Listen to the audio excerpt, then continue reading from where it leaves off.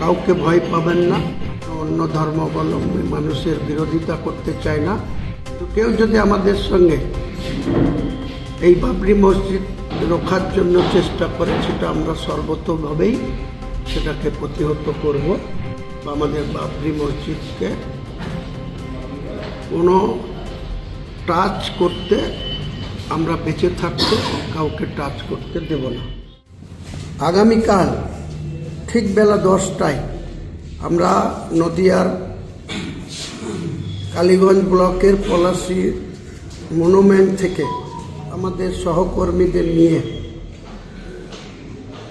আমাদের জনতা উন্নয়ন পার্টির সর্বস্তরের কর্মী সমর্থক তাদেরকে সঙ্গে নিয়ে এবং যারা বাবরি মসজিদের অত্যন্ত মন থেকে ভক্ত বা সব ব্যাপারে বাবরি মসজিদ পাশে আছেন বা সাহায্য করছেন, তাদের কাছেও আমার আবেদন, আপনারা কালকে আমাদের পলাশী মনুমেন্ট থেকে ফুলবাগান মোড় হয়ে পুরো NH ধরে পুরো আমরা বাবরি মসজিদের যে সীমানা, শেষ সীমানা, সেটা অবধি 22 কিলোমিটার পায়ে হেঁটে বাবরি যাত্রা করব।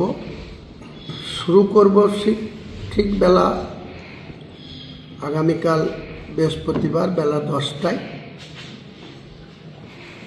সেই 10টাতে শুরু করব। আশা করছি 3 ঘন্টার মধ্যে আমরা এই বাবরি যাত্রাটা 22 কিলোমিটার সম্পূর্ণ করে সেখান থেকে একটা ভারতবর্ষের মানুষকে একটা বার্তা দেব।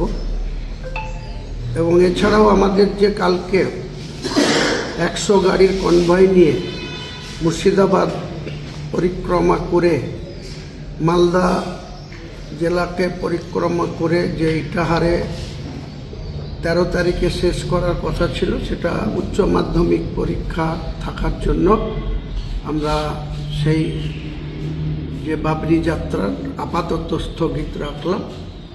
আগামী কয়েকদিনের মধ্যেই আবার টাইম, ডেট, তারিখ সব কিছু ঠিকঠাক করে আপনাদের উদ্দেশ্যে আমরা জানাবো। কাজেই আগামীকাল ঠিক বেলা 10টার সময় স্থানীয় কালীগঞ্জ ব্লক, পলাশী, দেবগ্রাম আশপাশের যারা আমাদের বাবরি মসজিদের ভক্ত এবং আমাদের জনতা উন্নয়ন পার্টির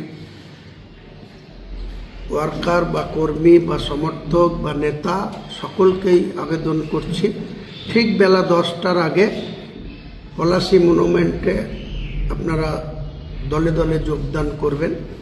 আমরা যেন সবাইকে নিয়ে এই 3 ঘন্টার পদযাত্রা বাবরি মসজিদের রোডের উপরে বা সেখানে গিয়ে সমাপ্ত করতে পারি।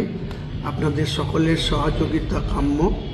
সকলে সঙ্গে থাকুন, পাশে থাকুন, সাহায্য সমর্থন করুন। কাউকে ভয় পাবেন না। আমরা কারো প্রতি কোনো বিষাদগার করতে চাই না, কোনো অন্য ধর্মাবলম্বী মানুষের বিরোধিতা করতে চাই না। কিন্তু কেউ যদি আমাদের সঙ্গে এই বাবরি মসজিদ রক্ষার জন্য চেষ্টা করে, সেটা আমরা সর্বতোভাবেই সেটাকে প্রতিহত করব। বা আমাদের বাবরি মসজিদকে